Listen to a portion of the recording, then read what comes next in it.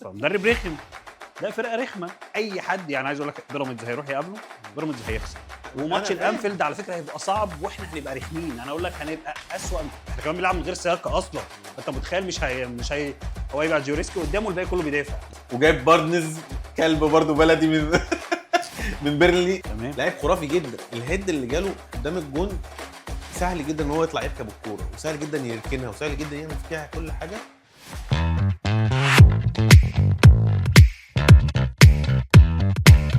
اهلا وسهلا بيكم في حلقه جديده من برنامج كوره كاست، البرنامج الامتع الاروع الاعظم على الاطلاق، او احنا بنتمنى يكون كده في يوم من الايام. جاهز؟ انت جاهز؟ لا. طيب. ونبتدي اولى فقراتنا وهي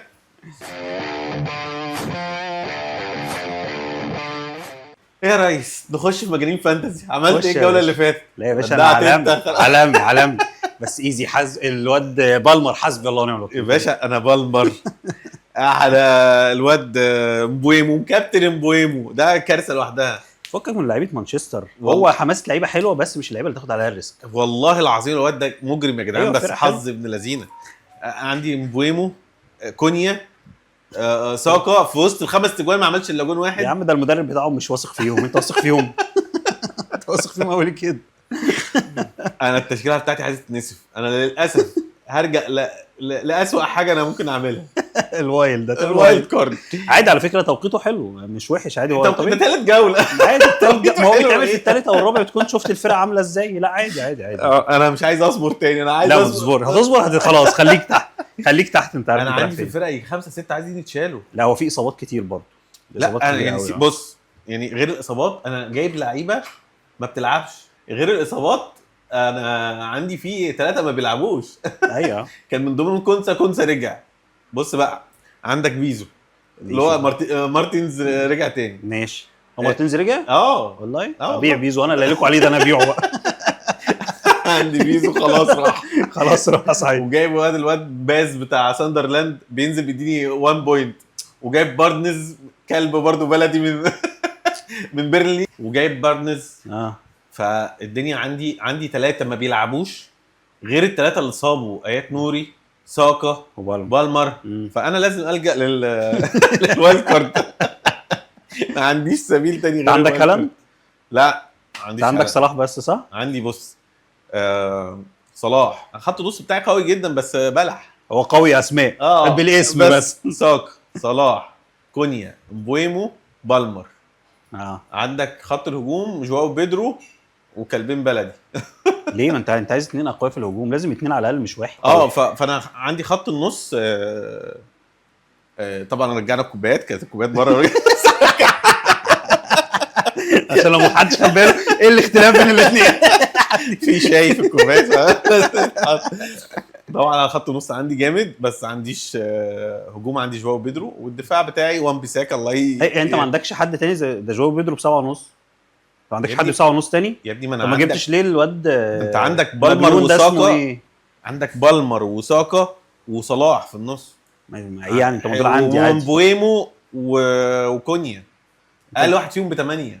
طب لا انت كده انت اللي مصح نفسك. 8 ونص، 10 ونص، 10، 14 ونص. لا انت كده رامي فلوسك في الارض يا باشا. اللي يرمي فلوسه في يونايتد زي يونايتد كده بيرمي فلوسه في الارض.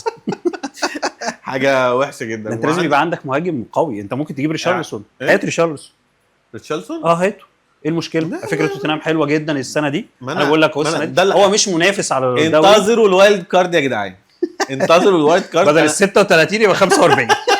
37 بقى. والدوري بتاع كوره كاست هنلغيه خلاص. فانا في 37 ومحرج، بس ان شاء الله الوايلد كارد دي هتغير حاجات كتيره جدا جدا. لسه في البدايه يا جدعان، ما تيأسوش. اي حد ما يسأس. لا انا اللي انا زعلان عليه. انا كنت بجيب صليبه وتمبر. خفت ان تمبر ما يلعبش، اصل هو بيلعبوا ماتشات وما بيلعبوش ماتشات. خفت ما يلعبش فجبت صليب. تمبر جاب 25 نقطه من غير اي حاجه. انت متخيل لو لا تمبر اللي بيجيب تمبر، بيجيب جيوريسكي حلو جدا. والمفاجاه اللي يجيب جوكرز مهاجم. انا قلت لك المره اللي فاتت واد هجام. مهاجم والله واد هجام. هيبقى هداف الفرقه هجام. بس المشكله ان انا زي ما بقول لك كده، انا اعتمدت على خط النص اكتر. لا استنوا الوايت كارد. اللعيب اللي لو حد عايز يجيب مكان ساكا يعني ايزي ده هيبقى حلو. هو ايزي جامد زي صفقه سوبر وداخل هيلعب، ممكن تلاقيه في ماتش ليفربول بيأدي عادي جدا. انا هعمل كده، انا هجيبه مكان ساكا. هتجيبه مكان ساكا؟ انا بقول لكم اهو يا عم. ماشي. هو عامل كام دلوقتي؟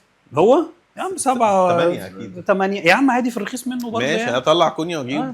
انت عندك، انت عايز تطلع ساكا وعايز تطلع بالمر وعايز تطلع ناس كتير. ده وانا كمان هطلع بالمر، مش هدخله تشكيلتي تاني، ده مش هيخش من الموسم اللي فات هو بيعمل فيها كده، وادخل نيتو. هتدخل نيتو ولا انزو؟ لا نيتو هجومي، انزو خط نص. بس انزو بيعمل شغل بيكمل بيجيب اجوان وكده بيكمل، بس لا نيتو اعلى. انا شايف ان نيتو اعلى. بص هي لسه هتبان انا انتظروا الوايت كارد. مش هقول غير كده. هي حراسه المرمى هي اللي صعبه صراحه. انا مش عارف اجيب مين. انا معايا الاثنين ده. انا عندي كيلر وعندي بيزو. ده بيزو هشيله. كيلر ده جاب لي 5 الله يكرم المره اللي فاتت. والله هو اللي رفعني. هو الاثنين اللي بره اللي رفعني، اللي هو ستيف وكيلر. انا جايب الحارس بتاع برايتون، جه في جون في الدقيقه 95. ده 96. انا مش فاهم في ايه يا عم، تحافظ على الدقيقه دي. جاتش على الدقيقه دي. لا انا اتحسرت. كان الجون اللي كان جاي كان اسيست مفروض الواد امبويمو ليولو. فلغوه خلوه اون جول، والاسيست بتاعه بقى ايوه. قلت يلا خير. عادي. الدوري السنه دي صعب، فانتزي صعبه السنه دي يعني. طيب انت شايف مين نو ريسك؟ مع ان انا شايف لسه الجوله كلهم ريسكات. لا هو خلوا الدنيا ريسكات كلها. انت عندك هالاند بقى ريسك. بلك السنه دي، بلك الجوله دي على ارضهم قدام توتنهام. هي فرقه رخمه دايما، توتنهام فرقه رخمه معاهم، بس بلك عادي. مهاجم برضو ب 14 في كتير، المفروض ما يبلكش. يعمل لي اسيست، يعمل اي حاجه. امشي وسلام عليكم. اعمل اي حاجه. صلاح اللي نو ريسك. صلاح حلو جدا. صلاح فعلا اللعيب اللي نو ريسك بالنسبه لي في ليفربول هم اثنين زي ما انا، جاكبو وايكيتيكي. انا هجيب جاكبو. هو جاكبو انا قلت عليه من زمان. انا هجيب جاكبو. انا بفكك صلاح بالاثنين. هجيبه برضه، هجيب ايكيتيكي في الهجوم كمان. لا انا هجيب لما هبيع بالمر وابيع ساكا هيبقى معايا فلوس، هجيب ايكيتيكي احطه قدام. يعني هم يلعبوا الارسنال ومش هيعملوا حاجه، والماتش ده هنكسب 1-0 كارسنال برضه جون ركنيه. انا بقول لكم الماتش بشجع ليفربول. انا بقول لكم السيناريو هيمشي اهو. ارسنال هيجيب جون بالهيد. ده على فكره ده انت هيتحط عليكم احنا يتحط علينا احنا بالجامد. بدفاع ليفربول ده بالجامد. ماشي. بغض النظر عن الدفاع هيتحط عليكم بالجامد. خلاص ماشي. هيبقى في احنا اهو بنشوف اهو. ماشي. هلاعبكم غير ساكا كمان. كمان هو تقريبا الهامسترنج دي بتاخد 3 اسابيع. هو مش هيلعب ماتشين، هيلعب الثالث بس قدام 3 اسابيع. فلسه ضمه هيرجع قدام توتنهام. مش فاكر الجوله كانت انهي واحده يعني. انت شايف زي ما بقول لك كده اللعيب النو ريسك لغايه دلوقتي انا شايفه صلاح بس هو طبعا صلاح. لا صلاح طبعا حلو جدا، ما بيجليش. احنا لسه برضه في تاني جوله، لسه الدنيا ما ظهرتش، بس هو صلاح ما بيجليش. وصلاح بيحرجم على اي حاجه، يعني اي حاجه لازم انكش. هو صلاح وجاكبو انا شايف انهم اقوى اثنين. جاكبو برضه اقوى اثنين. وجاكبو عمل حاجه الماتش اللي فات. جاب اسيستين. هو الاسيستين منه والله. وروزا ارسنال.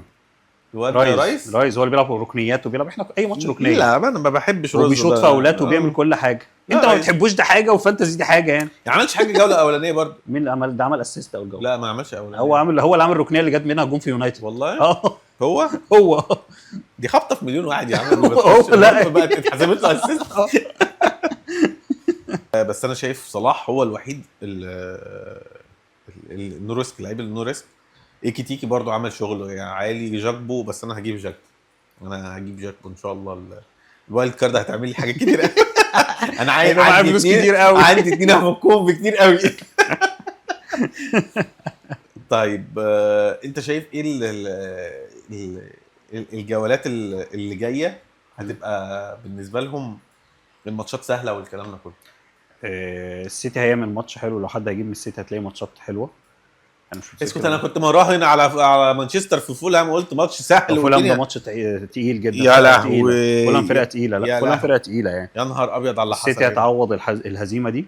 ماتش ليفر وارسنال ده صعب، ومحدش يحط ريسك على اي حاجه. ممكن حد ينتش جون هو اللي هيخلص الماتش. ماتش صعب مش سهل. مش الماتش اللي هو يبقى فيه جوان كتير، يا اما مش هيبقى فيه جوان. هيبقى معجنه. مش هيبقى فيه جوان. انا بقول لك اهو مش هيبقى فيه جوان. احنا هنبوظ الماتش. احنا عارف فرقتي هنبوظ الماتش. انا عارف احنا بنلعب ازاي. الباد ورا. يا باشا هنبوظ الماتش. هنلعب شغل العب هناك طليان. ماشي. يعني ويونايتد على فكره هتلاقيهم بيأدوا، هيجيبوا يعملوا سكور حلو. هيجيبوا. انا كده مش هطلع مبوي من التشكيل. طيب خلاص كونيا اللي هتلاقي كونيا اللي هتقلق. اي حد محمود يستغنى عنه هاتوا يا جماعه. تمام كده. في كلام تاني في الفانتزي؟ ما اظنش ان في كلام تاني. احنا قلنا اللعيبه. طيب انت شايف مين اللعيبه الرخيصه اللي فعلا ممكن حد يجيبها وتأدي معاه؟ مفيش لعيبه رخيصه بتقدم. مفيش. هو تيجاني رايندرز مفيش. بس هو الوحيد، وانت وحظك برضه. وقدوس برضه مش غالي قوي برضه. قدوس 6.5. هو قدوس ولا ريسك حلو زي ما قلنا كده. الاثنين الرخاص يعني تيجاني رايندرز وقدوس برضه. قدوس برضه 6.5 مش غالي. غالي 1% بس عادي يعني. لا قدوس حلو كويس. والواد قوي جدا يعني. لا لعيب حلو وفرقه كويسه والفرقه شغاله كويس. والواد سيمينيو برضه. سيمينيو طبعا قوي جدا. بس سيمينيو ب 8.5 باين يعني مش رخيص. لا ب 8 رخيص يا عم. 8 يا عم. لا ثواني طيب ثواني انا نراجع الفار تشيك فار 8 وبقى زايد كمان اصلا. هتلاقيه بقى 8 يا راجل. يا راجل. انا اصلا كنت بقارن بينه وبين كذا حد يعني. سيمينيو 7.2 7. ما كنت بقارن بينه وبين مين؟ ريان شرقي. وايزي ب7.5. طيب يعني ايزي ببلاش. ايزي يا جماعه. ايزي بجد. ايزي حلو. انا هجيب ايزي. ماشي. تصدق ايزي سيمينيو حلوين قوي دول. كمل بقى خط النص. في كلام تاني في الفانتزي؟ اظن كده خلصنا كلام في الفانتزي. ولو عندكم اي لعيبه زي ما احنا بنقول هنسيب لكم تكتبوا في الكومنتس ايه اللعيبه الرخيصه اللي ممكن تجيب بوينت في الفتره الجايه. تمام. خلاص كده يا باشا. خلاص يا باشا. ماشي يا باشا. كده ننهي الفقره بتاعه الفانتزي ونخش على الفقره الجايه وهي نخش على المحليات يا ريس. يلا يا باشا. نبدا بمين؟ هنبدا بالمتصدر الدوري الزمالك. ايه رايك في اداء الزمالك؟ هو لا الزمالك ماشي كويس. هو جايب 10 نقط دلوقتي. هو حظه حلو. الجدول ترتيب الجدول الماتشات بتاعته خدمه ودي حاجه حلوه لازم يستغلها. يعني هو حتى الجوله الجايه في مصلحته كمان. الاهلي هيلاعب بيراميدز. الاثنين لو اتعادلوا او واحد فيهم وقع الثاني ففي مصلحه الزمالك برضو. اللعيبه عنده الزمالك بيلعب من غير ضغوطات فده مش مطلوب منه حاجه. لسه فريق جديد مدرب جديد فمش مطلوب من الزمالك حاجه. فهو الزمالك بيحب يأدي في الحاجات دي. الصراحه مأديين كويس. ماتشات حلوه مش وحشه. الحظ ماشي معاهم حتى لو في نتائج الماتشات عادي اوكي مفيش مشكله. بس هم ضيعوا كتير امبارح. انا شفت ماشي. ما هي الفرقه فاركو اصلا انا شايف ان هو هيهبط السنه دي. فاركو باللي هو بيعمله السنه دي وحظه وحش جدا طبعا. مع ان انا كنت متوسم فيه كان فاركو مأدي موسم. ما هو باع نص اللعيبه بتاعته. مأدي الموسم اللي فات رهيب. ما هو طبيعي ان الفرقه باعت نص الفرقه وما جابتش حد تاني. هي وسيراميكا كانوا. بس سيراميكا بيجدد بقى. بس جاب مدرب جديد علي ماهر وعمل فرقه جديده فالموضوع مختلف شويه. النادي اسمه ده البنك الاهلي وسيراميكا. وبنك الاهلي واقع السنه دي خالص. وقع. انا بقول لك البنك الاهلي وسيراميكا وفاركو كانوا عاملين اداء رهيب الموسم اللي فات. السنه دي مودرن سبورت مودرن ماشي. عاملين ماتش حلو. عاملين ماتش حلو. تعادلوا مع الاهلي وكسبوا بيراميدز. فلا عاملين ماتشات حلوه جدا. حلوه جدا. مع ان البدايه بتاعته صعبه كدوري. لو خسر الاربع ماتشات ما حدش هيحاسبه. بس اصلا ما حدش هيحاسبه. لا هو خد منهم نقط كويسه ولا مستفيد. فرقه كويسه جدا واقفه على رجليها يعني. واداء الاهلي ايه رايك؟ اداء الاهلي والله بص عايز اقول لك حاجه برضو. الناس بتحكم على الاهلي عشان الماتش بتاع المحله. ملعب المحله صعب مش ملعب سهل. اي حد هيروح هناك هيخسر. ماتش صعب. وعلاء عبد العال مدرب رخم دفاعي رخم. مش فرقه سهله برضو. الفرقه بتدافع عليك كلها. انت بس استغلال الفرص الموضوع كان رخم. الناس عماله تتكلم على المدرب ومش مدرب. ويعمل ايه يا جماعه؟ الفرص راحت على الجون وهينزل يجيب جون بنفسه. فعلا كميه فرص على الجون. هو ملوش علاقه يعني. الناس بتلومه ليه؟ فرص على الجون. بس احنا ينقصنا الفينش. عندنا مشكلتنا في الفينش. يعني شوف انت 3-5 هدود مثلا على الجون ولا كرة على الجون. هو عمل تغييره كده حسستني ان الراجل ده مش قاري الجيم او مش قاري اللعيبه. لما طلع جراديشار ونزل محمد شريف. سيب الاثنين في الملعب. انت عايز تضغط على الفرقه واقفه 11 لعيب ورا.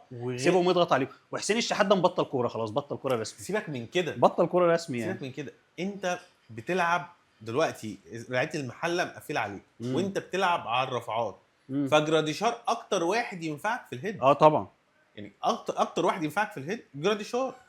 فانت تطلعه وتنزل الشحات فانا مستغرب. انا جو استغلال كريم فؤاد، جو كانسيلو وده الباك الشمال والكلام ده كده مش ماشي معانا، احنا مش كده. لا والله حلو يا عم والله ما عملش ولا رفعه والله ولا الشوطات اللي جت الواد ده شطحها. انا بحب كريم فؤاد يا عم انا جداً. ماليش دعوه باللعيب، اللعيب كويس يلعب باك يمين كويس جدا، هيبقى احسن من محمد هاني. يعني هو هيبقى احسن من محمد هاني بس ما يلعبش باك شمال. انا بدمر الفرقه كده في نظام اللعب كمان بيقع. وداه الناحيه اليمين الناحيه في اخر الشوط الثاني بقى خلاص بقى، ما انت خلاص الثاني وعامل لك شق هجومي فظيع. هو لعيب قوي جدا ولعيب كويس جدا. بس هو المدرب انا شايف ان هو عنده ايه، وعنده شويه ديفوهات، بس هو لا مش وحش. انا شايف ان الفرقه عادي يعني انها تخسر الماتش او تتعادل الماتش ده مش ما فيهاش مشكله. انت بتلعب بره ارضك في حته صعبه في ملعب صعب، ملعب المحله صعب والملعب ارضيته مش احسن حاجه، الارض ناشفه. فده طبيعي ان انت برضه بتلعب مدرب لعب 4 ماتشات ولا جه في جوان ولا جاب جوان ب4 تعادلات ب4 نقط يعني مدرب رخم. لا فرقه رخمه. اي حد يعني عايز اقول لك بيراميدز هيروح يقابله بيراميدز هيخسر. الزمالك هيروح لو راح المحل الزمالك هيخسر. طب سؤال بس، ايه رايك في بيراميدز وكميه الكروت الحمراء اللي بتاخدها كل ماتش؟ بيراميدز السنه دي هو مش هينافس على اي حاجه. اقول لك ليه. الرفاهيه الزياده اللي عند اللعيبه ان هم خلاص حققوا اللي هو، مع انهم ما خدوش دوري يعني بس هم وصلوا للنهايه مع الاهلي يعني. انهم خدوا افريقيا بالنسبه لهم خلاص احنا عملنا كل حاجه. مفيش الدافع الجديد اللي يخليهم زي الاهلي بيخلص البطوله ثاني يوم تلاقيه بينافس على بطوله جديده. ايوه لا هم ما عندهمش وخلاص احنا هنلعب ماتشات كاس العالم، الماتشات اللي هيلعبوها اللي جايه كام الشهر الجاي دي هم مركزين في ده، مش فارق معاهم عملوا ايه ما عملوش. السنه دي مش هينافسوا على اي حاجه. السنه دي لو الزمالك هيبقى الثاني او الاول ايا كان المنافسه بينه وبين الاهلي، بس هو ممكن تلاقيه ثالث رابع. المصري هياخد مكان بيراميدز السنه دي. المصري فرقه حلوه جدا جدا، فرقه متعادله معاهم في الدقيقه 93 يعني. ده حقيقي. فلا بيراميدز السنه دي مش هتلاقيهم خالص كويسين خالص خالص خالص. مفيش دوافع جديده ليهم من الاخر يعني، ما عندهمش دوافع جديده. انا مشكلتي مع الاهلي بس ان هو في الفينش، احنا في الفينش سيئين جدا جدا. تقول بقى حظ ما تقولش حظ، احنا يعني مثلا كميه هيد على الجون كلها مس. ماشي ما انت سواء حظك محمد بن رمضان سواء تريزيجيه سواء ايا كان، كل واحد بيضرب الهيد فوق وما بيركبش الكوره. في ناس كده بتيجي لها يعني، انا زعلت مثلا على الهيد بتاع محمد بن رمضان. محمد بن رمضان لعيب خرافي، تمام، لعيب خرافي جدا. الهيد اللي جاله قدام الجون سهل جدا ان هو يطلع يركب الكوره، وسهل جدا يركنها، وسهل جدا يعمل فيها كل حاجه.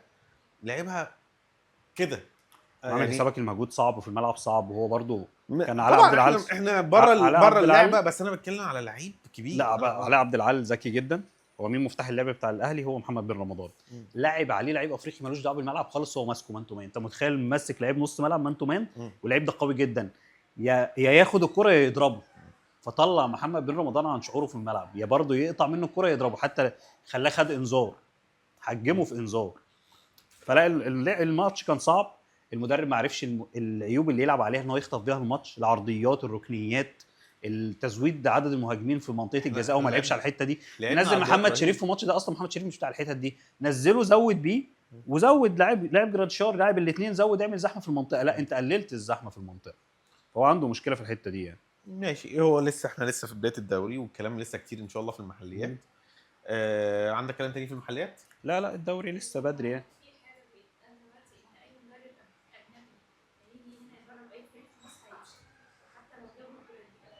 لا جوارديولا لا والله يعني ما اظنش يعني. اصل ده اللي قال كده اسمه ده على عبد العال ولا ايه؟ عبعاه بطيخه رضا عبعاه لا رضا عبد العال. رضا عبعاه ده بطيخه كان نجح هو كان نجح هو يعني بطيخ لا خالص. لا الكلام ده. انت عندك كولر نجح، فايلر نجح، جوزيه نجح، كل كارديرون ده نجح مع الاهلي والزمالك، الواد اسمه فيريرا ده نجح مع جروس ده نجح، كله ده نجح في مصر. واللي ماسك المصري ده تونسي اصلا مش مصري. فلا كل المدربين ناجحين، والمدرب اللي ماسك الزمالك اهو ناجح، ومدرب الاهلي اهو ناجح عادي يعني. لسه مش هنحاسبه على ماتشين ثلاثه يعني. لسه الفتره الجايه ان شاء الله الدوري يجي مكمل. وبكده نكون نهينا الفقره المحليه، ونخش على الفقره الجايه واللي هي نبدا فقره العالميه. نخش يا باشا في العالميه. خش يا باشا على العالميه. برشلونه وريال مدريد. حلو. انا شايف انا هخش على ريال مدريد، لان انا عندي على برشلونه. عندي ايشو كده الفتره اللي فاتت ديت مع فينيسيوس. فينيسيوس انا شايفه ان هو يعني هو قد شفت نزل الماتش وعمل ايه قلب الفرقه والكلام اللي اتكلمه والجو ده. ليه يعني انت نازل في اخر 25 دقيقه ولا اخر 20 دقيقه ونزلت اديت وعملت اسيست وجبت والدنيا لعبه ليه الكلام؟ ليه لو انت لو قدامك الاثنين معروضين هو ورودريجو، هتبيع مين وتسيب مين؟ انا هسيب رودريجو. هتسيب رودريجو؟ والله العظيم هسيب رودريجو. من واحد مرشح لاحسن لاعب في العالم عايز تمشيه. الاداء بتاعه والفكر بتاعه تعبان، انما فكر رودريجو عاقل. مع ان رودريجو امبارح مره الماتش اللي فاتت اول مره يتكلم واول مره يطلع عن صمته ويزعق ويرمي البتاع. انت ما خدتش بالك؟ لا ما خدتش بالي لما خرج. انت لعبت ماتش كامل. مشوه يا عم، هاتوه. الواد ده لعيب يا جدعان. هات والله. بص خلوا لك احسن لاعب في العالم، والله خلوا لك ينافس على احسن لاعب في العالم. من احلى الوينجات الشمال. ايوه ما احنا عايزينه، احنا هنموت عليه ليه؟ احلى الوينجات الشمال. برازيلي محترم مش زي البرازيلي البايظ اللي عندنا. والله مارتينيلي برازيلي بايظ. والله العظيم من اسوأ العقليات في الكوره العقليه البرازيليه. لا هو فينيسيوس مركز بره الكوره كتير اصلا يعني. بس ده لعيب البرازيلي يعني. هم انا بقول لك من اسوأ العقليات. مفيش لعيب برازيلي شفناه يعني ملتزم. ده نيمار اللي هو البابا بتاع الشغلانه يعني. لا خلاص هو يعني. مفيش الوحيد، بس الوحيد هو كوكا. مين؟ كوكا. ماشي، ما عشان ده مدرسه تربيه مختلفه وهو عندهم مدرسه مختلفه خالص يعني. لا هو ابن ناس ده يعني. الوحيد المختلف كوكا يعني. انما تيجي بقى الكل، رونالدينو، رونالدو الظاهره، مين تاني، نيمار، ادريانو، رونالدينو، كل الناس دي كلها. لا الناس دي اللي ضيعها الشهره الزياده. عشان تبقى الشهره الزياده شهره الزياده عندهم برضو. انت عامل حسابك ان اغلبيه كلهم فقراء، مفيش حد فيهم غني. كلهم فقراء بمعنى كلمه فقراء يعني. مفيش فالموضوع بالنسبه لهم حتى الظاهره يعني. انا بالنسبه لي انا بالنسبه لي احسن لعيب في العالم كله، اكبر لعيب متكامل هو رونالدو الظاهره. طبعا. لا ده البرازيلي نمبر 1 يعني. يعني مفيش حد جه في الكوره متكامل زيه. بيعمل كل حاجه في الكوره، سبرنتات، هيدر، شوط، مهارات، بيعمل كل حاجه حرفيا. فتيجي تشوفه في البتاع بيقول لك ما بيتدربش يعني. اقعد بقى الفلوس شغل تيجي بقى تتكلم في التدريب والكلام ده، لك ما بيتدربش. اللي بيتكلم مورينيو بيقول لك هو كده ما بيتدربش، بينزل بيلعب. ايوه. وده سبب اصابته الكتيره بالصليب. هم كده دي ثقافه اللعيبه البرازيليين يعني. بس هو فينيسيوس محتاج يضغط شويه. على فكره عايز اقول لك على حاجه عجبني قوي، الونسو لما قعدوا دكه. عشان هو وحش ومستوى وحش. لما يعرف ان هو وحش ويقعد دكه. لا هو عمل لقطه حلوه ان مفيش حد كبير انه يقعد دكه. هو الوحيد الكبير امبابي يعني. الواد يستحق انه يبقى سوبر ستار الصراحه يعني. بيلعب لوحده في الفرقه يعني. الواد مجرم فعلا. لا لعيب كواليتي مختلف وثقافه مختلفه. مع ان امبابي ممكن يعمل زي فينيسيوس عادي جدا. ما حدش هيلومه يعني. حدش هيلومه يعني خالص يعني. ده نجم النجوم كمان. يعني السوبر ستار بتاع الفرقه والكلام ده كده. بس لا بس انا شايف ان فينيسيوس لو هيفضل على الريتم اللي هو ماشي بيه ده يتكل على الله. طب انت ايه رايك في ريال مدريد كتوتال؟ وايه رايك في ارنولد وكارفخال؟ يعني بص، هو لسه ارنولد ما اداش، او ما زي ما بقول لك انا مش حاسس ان هو شبهكم. ما اظهرش كرامات لسه يا باشا. انا مش حاسس. عارف انت، انا بحس ان هو اللعيبه الشبه بتاع ريال مدريد. اللعيبه مش اللعيب المهاري قوي والكلام ده. اللعيب اللي عنده جرينتا، اللي هو بيتخانق على الكوره. المكسب بالنسبه لي في ريال مدريد الفتره دي الواد كاريراس وهويس. ماشي ده طبيعي. انت بتجيب باك شمال لسه برضو هو لعيب وهيجي منه وكل حاجه. بس هويسن والواد كاريرا، العيال ديت ان شاء الله يعني. ده اللي بسطني، ده اللي مفرحني. انا كاريراس لما اتصاب المره اللي فاتت ومسك رجله قلت له ابوس ايدك لا. مندي هينزل هيقد. ابوس ايدك لا.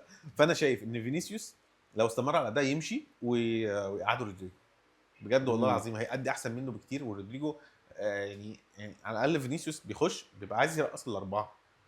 حاجه زباله قوي يا عم. انت ممسوك باربعه، هتعدي من اول الرابع هيجيبك من قفاك. ايوه يعني بيبقى عايز يخترق الاربعه. لا ما عندوش الفكر ده خالص. فلا انا مش عايز فينيسيوس لو هيفضل بالريتم ده، لانه لعيب جامد جدا ولاعيب ما فيش حد زيه. على فكره لو مشي هو بص لعيب عقليه وحشه والكلام ده. بس هو ريال مدريد هيعمل دروب كتير. الواد ده فرده قويه جدا. بس في ماتشات الدوري الاسباني الفرق الضعيفه دي في الفرق الكبيره بيفرق. لعبت بايرن بقى، لعبت باريس، لعبت مش عارف مين، هتلاقي الموضوع رودريجو هيأدي احسن منه بالعقليه بتاعته. انا بكلمك بجد والله. لو هيفضل بالعقليه بتاعته، اصل انت شايف من نهايه الموسم اللي فات لغايه دلوقتي على نفس المنوال. هو عامل حسابك برضو ان هو اللعيب ده اتضغط برضو من ساعه مبابي جه. الضغط ساعه لما مبابي جه. والبالون دور برضو دي مع انه كان يستحقها وكل حاجه. بس أيوة. ضاعت من عنده وكل حاجه. بس في الاول والاخر العقليه اللعيب هي اللي بتخليه تستمر. يعني انت خلاص انسى الموسم اللي فات. هو مش هيعيش كتير. هو عنده كام سنه؟ 25 ولا 26؟ يا عم 25 سنه لسه. طب ده هو مش هيستمر، هو سنه كمان وخلاص ويبطل بقى، يعمل زي يعني نيمار كده. ما هو نفس يروح يقعد مع نيمار برضه في نفس النادي، يقعدوا مع بعض كده، ياخدوه. هيروح السعوديه خليج، عايزين يدوا له مليار دولار. لازم يجي له تربانه في دماغه. انت عايز ايه يعني؟ يجي له مليار؟ ده ميزانيه دوله. عايز في الحياه تاني 200 مليون في السنه بس يا باشا. بس ايه يا ستي، ما انا هو جاله العقد ده واتحط قدامه، فهو بالنسبه له في الاول والاخر انا لو ما نجحتش هنا هروح الهلال هروح الهلال بمليار دولار. هروح العب لي سنه سنتين وامشي، مش محتاج حاجه تانية يعني. ده بس يعني مثلا نيمار راح اتعالج وخد له 200 مليون راح للماتشين الماتش ال 100 حاجه يعني اخر قله ادب. يلا بس مش مشكله. فانا شايف ريال مدريد ان شاء الله يعني ماشيين يعني على الاتجاه المظبوط يعني باذن الله. هينافس على ايه السنه دي؟ هينافس على كله يا باشا. ريال مدريد على ما كله؟ تسالش السؤال ده. عيب تسال السؤال ده. ماشي يعني عيب تسال السؤال ده. ماشي.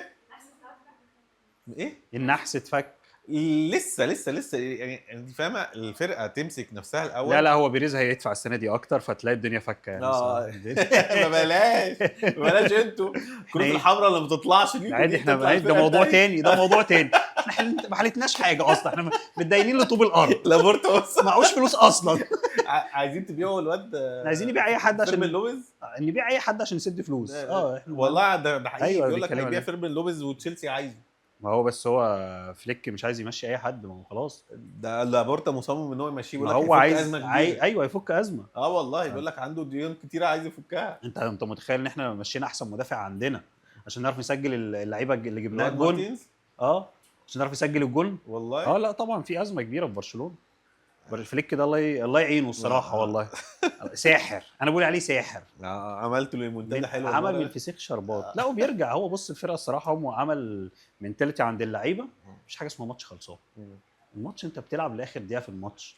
هو برده مشكلته برده في خط الدفاع ده، مالوش حل. طول ما اروخو ده موجود واللعيبه اللي موجوده دي مش هيعمل حاجه. اروخو مش هيعمل حاجه والله.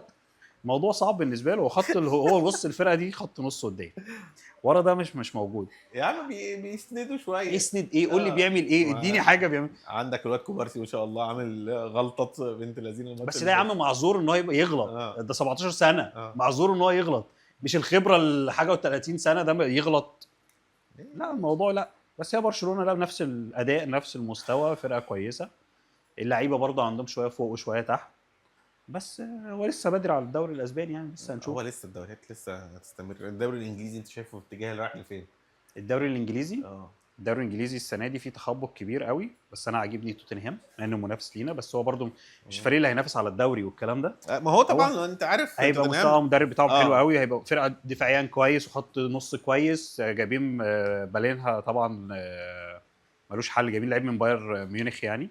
وخط هجوم هو عارف يتعامل مع ريتشاردسون حلو قوي. توتنهام كويسه. يونايتد جايين بس من جايين يعني هيجوا الفرقه هتبقى كويسه. انا عايزها تيجي عشان تثبت النظريه بتاعتي. انا ما بشجعش يونايتد بس عايزها تيجي عشان تثبت النظريه بتاعتي. جوارديولا فاجئني بالمستوى الوحش قوي اللي ما عرفش يتعامل في الماتش اللي فات ده. حتى ما انت عارف توتنهام بيتلعب عليك مرتده. جديد ده احنا بنشجع كوره وفاهمين انت بتعمل ايه. انا مش فاهم انت بتعمل ايه. ليفربول مستواهم مش عاجبني مع انهم بيكسبوا. مستواهم وحش جدا. ماتشين على فكره ماتشهم وحشين جدا. ده سيء جدا جدا جدا. الفرقه يتعمل عليها ريمونتادا في ماتشين. انت ما عندكش خط دفاع وما عندكش لعيبه ضايعه. اللعيبه مش حاضره خالص. انت حظك ان انت عندك 3 لعيبه سوبر قدام، عندك ولا 4. لولاهم انت هتضيع. والجون اللي جه ده اصلا ده نيوكاسل جه عشان نيوكاسل طمعت في الماتش على فكره. ده حقيقي. فتحوا الماتش فاحنا رايحين ناخد الكره ونهجم هنجيب جون. فانت لو تلاحظ ان الطبيعي ان نيوكاسل كان يرجع ويدافع ورا. في الجونين اللي نيوكاسل جابوهم يعني جابت اول خدوا الكره ورجع، في الجون الثاني تعادل المفروض يسيب الكره ويرجع يحتفل بقى ويموت الماتش. اللعيبه جريت راحت خدت الكره عايزه تجيب الثالث. انت متخيل ان ليفربول وصل ازاي؟ مطرود منهم واحد ومن بدري. ده مطرود منهم مين؟ الواد جورج المهاجم بتاعهم ده السوبر ستار ده كمان بيلعبوا من غير ايزاك. لا ليفربول السنه دي مش حلوين خالص. لو فضل على الموضوع ده مش هينافس دفاعيا فعلا سيء. مش هينافس. هو على فكره الموضوع مش دفاعي بس. كل الخطوط مع بعضها. انت من بعد ما بتحس ان انت كسبان 2-0 في فرقتين، هقول لك ايه، مش فرقتين منافسين رقم 1 يعني. مش ارسنال مش السيتي مش مش التوب 6 مش التوب 6. فانت بالتالي بيحصل ماكرو منتدى. امال لو حصل هو انت مثلا لو بيلاعب الارسنال الارسنال لو جه في جون مش عارف يجيب فيه اصلا حاجه، هو مش عارف يجيب في الارسنال حاجه، لو قعد من هنا لبكره هيقعد يهاجم مش عارف يجيب. فهي الموضوع صعب. ونيوكاسل انت بتلاعب فرق يعني. بتلاعب فرق تعبانه في الاخر وفي الاول. فالليفر لا عليه. الارسنال كويس، بيعرف يلعب على ماتشات معينه. الماتش المفتوح هكسبه، ماتش فرقه متكتله ورخمه انا رخم زيك، انا مش طمعان. عارف انت حتى الناس بتعيب عليه في ماتش يونايتد. يا عم انا بلعب في يونايتد، انت عارف انا بلعب فين؟ لا بس يعني ماتش يونايتد انتوا ما جيتوش يا عم مش عايز اجي، مش عايز اروح. كسبت خدت الثلاث نقط، مش عايز اروح. يعني هو حد يجي يقول لي انت لما لو خدت الدوري حد يجي يقول لي انت ما رحتش ماتش يونايتد، هيقول لي لا. ماشي. وماتش الانفيلد على فكره هيبقى صعب، واحنا هنبقى رخمين. انا اقول لك هنبقى اسوأ. احنا كمان بنلعب من غير سياقه اصلا. فانت متخيل مش هي هو يبقى جيوريسكي قدامه الباقي كله بيدافع. هو ايزي هيلعب الماتش الجاي؟ هو خلاص موجود، نزل يتمرن والكلام ده كده بنسبه كبيره هيلعب. اصل اللعيب ده فورمه ولعيب جاهز دوري، مش لسه يتعرف على لعيبه ليفربول او لعيبه ارسنال. ده يلعب يتحط يكسب على طول يأدي يعني. هو فاجئني مستوى نيوكاسل الصراحه، ان هم رجعوا فرقه واقفه على رجليها. لا نيوكاسل ما توقعتش ان هم يبقوا واقفين كده. اصل عندهم اللعيبه الجون بتاعهم حلو، الواد مونيز هي خط دفاع حلو، خط نص حلو. خط هو ايزاك طبعا الصراحه فرق معاهم. على فكره هم مشوا ويلسون برضو قبليها من شهر. المهاجم الثاني بتاع ايزاك مشي، فهم ما عندهمش مهاجمين، فدي مشكله. وهم عندهم مشكله غريبه قوي، كل المهاجمين. بتتكلم على اسمه ده نيوكاسل ولا نيوكاسل كريستال؟ لا نيوكاسل ده بتكلم على كريستال مشوا الفرقه كلها، ما عندهمش حد يا باشا. بس عندهم دفاع كويس وعندهم جويه ده ماشي برضه. ايه جويه ده ماشي. مونيز برضه الواد ده لعيب قوي. هو باك يمين، بس الفرقه برضه فضلت منها النجوم بتاعها مشيوا. ايه النجوم بتاع الفرقه مشيوا. الواد اولزي وايزي مشي وقبليهم زاها مشوا ناس كتير. كتير. لا السوبر ستار بتاع الفرقه كلهم مشوا يعني. بس فرقه ماسكه نفسها والجون بتاعها حلوه جدا. الواد هندرسون جامد. طبعا هندرسون قوي جدا، جامد جدا. يعني بس بعد ما مشان ايزي الفرقه دي هتقع سيك، هتقع. بس هم جابوا لعيب من فياريال حلو قوي يعني، اسمه منير حاجه كده يعني، مش متذكر اسمه ايه، بس لعيب حلو قوي يعني. هيأدي، هيبقى عامل زي الرجاله، هيشغلوا المكنه. فلوس انتوا جبتوا ايزي بكام يا ريس؟ احنا 60 65 فكه شويه فكه يعني. لعيب سوبر بشويه فكه. ماشي يا اخويا، اما نشوف الدنيا. خدوا 100 يا عم، وقت رودريجو عامل مش عاجبكم ده. خلينا ناخد الدوري بقى يا عم، خلينا نمشي بس في ده. لو خدناه احنا خدنا الدوري، الواد ده هيجيب لنا دوري. الواد مجرم على فكره، هو ندخله فعلا هينافس على احسن لاعب في العالم، هيبقى سوبر ستار في الدوري الانجليزي. مجرم. وانتوا عندكم الجنب دي ميته خالص. احنا قعدنا مارتينيلي يغسل له هدومه كده، يغسل له الجزمه. والله. يلا خير. في كلام تاني في العالميه؟ لا لسه بدايه الدوريات. لسه بدايه الدوريات، بس الجولات الجايه صعبه ان شاء الله. لسه يعني. ما هو جوارديولا كله بايظ اصلا يعني. هو المشكله انا قلتها قبل كده وبقولها تاني مره، ان مشكله مرموش مع جوارديولا مش مع اللعب. مرموش بيحب اللعب الحر، حريه. انما مشكله جوارديولا ان هو بيقيد اللعيب. لازم تعمل الخطه اللي انا عايزها، حتى لو خطتك مشيت او اللعب الحر بتاعك جبت منه جون او عملت منه اسيست كويس، هتلاقي جوارديولا بيزعق لك انت ليه ما عملتش اللي انا قلت لك عليه. ايوه على فكره ده سبب وقعانه اصلا دلوقتي. لو كمل بنفس المنوال ده لازم يبقى في حريه للعيب في الملعب. ما هو عمل كده مع يايا توري، بهدل يايا توري، مع ان يايا توري من اجمد لعيبه خط النص اللي انا شفتها في حياتي. قعد يايا توري عمل كده مع ايتو، عمل كده مع الواد. لا ده عنصري، هو الحته دي عنصريه يعني. هو بص، تقول لي عنصري، انا اتكلمت عن العنصريه بتاعته. ده حاجه فعلا. لا هو عنده عنصريه، ده موضوع تاني يعني. ممكن يكون عنصري في اراء، وانا شايف ان ده كويس حته اداريه، بس انت بتلعب كوره فانت لازم تدي حريه للعيب شويه. رياض محرز برضو عمل معاه كده. الوحيد اللي كانوا بيزعق معاه ويديله فوق دماغه الواد دي بروين. كان هو ند بالند، مش عارف يعمل معاه حاجه، مش عارف يعمل نجم مع نجم. الواد ده هداف التاريخي بتاع الاسيستات التاريخي باين بتاع الدوري الانجليزي يعني. مش عارف يعمل له حاجه يعني. لا هي مشكله. مرموش حظه سيء. الماتش اللي فاتت فتح له كذا فرصه ما جاتش، هو مش راضيه تمشي معاه. هي لو فتحت معاه هينفجر. الفكره زي ما بقول لك كده، انت فاكر الجون اللي شاطه وجاب بيها جون من نص الملعب؟ بعد كده وهو طالع جوارديولا بيزعق معاه، بيقفش عليه. ايوه يا عم. هو مشكله جوارديولا ان هو لازم تعمل اللي انا بقول لك عليه. لو ما عملتش انا بقول لك عليه تطلع بره، مش هتلعب. انت نجم مش هتلعب. ايوه فهي دي مشكله كبيره مع جوارديولا ومرموش. فاحنا هنشوف الدنيا ماشيه ازاي الفتره الجايه. لو مرموش عرف يتاقلم مع قرارات جوارديولا، الدنيا هتمشي معاه، هتبقى قوي جدا وهيبقى معدي جدا. هو مرموش لو ما عرفش، انا حاسس ان مرموش هيقع تاني وهينزل فرق تانية بقى هتوصل ايه للفرق اللي تحت ساندرلاند والحاجات دي، وهياخد حريته ساعتها بقى في اللعب في الفرقه دي، مش يا اما عارف ينجم بس. تاني يا اما ايه. بس هو لا، الواد ده نجم ومش هيسيب الفرصه، هو اصلا كده كده غالبا جوارديولا يعني هو الموسم ده هيمشي من السيتي، هو مش هيلعب تاني، هو خلاص يعني، هو استكفى اصلا. هو خلاص استكفى والفرقه استكفت منه، فخلاص هم هيجددوا خلاص، هو سايبينه الموسم ده عشان ما ينفعش برضو ان انا اجيب اقوم جاي ان انا اقول لجوارديولا السنه اللي فاتت خلاص انت خلصت، سايبينه الموسم ده يبنوا عليه الفرقه، وبعد كده نافسنا ما نافسناش خلاص ويلا يمشي بطريقه شيك والسلام عليكم نجيب مدرب جديد. ممكن. هي دي اللي انا شايف الخطه يعني. ماشي. بس. نكون كده خلصنا كلام في العالميه وبكده نكون هنا الحلقه بتاعتنا. لو انت بتتابعنا على اليوتيوب ما تنساش تعمل لنا سبسكرايب، لو انت بتتابعنا على الفيسبوك والانستجرام والتيك توك ما تنساش تعمل لنا شير فولو لايك. سلام.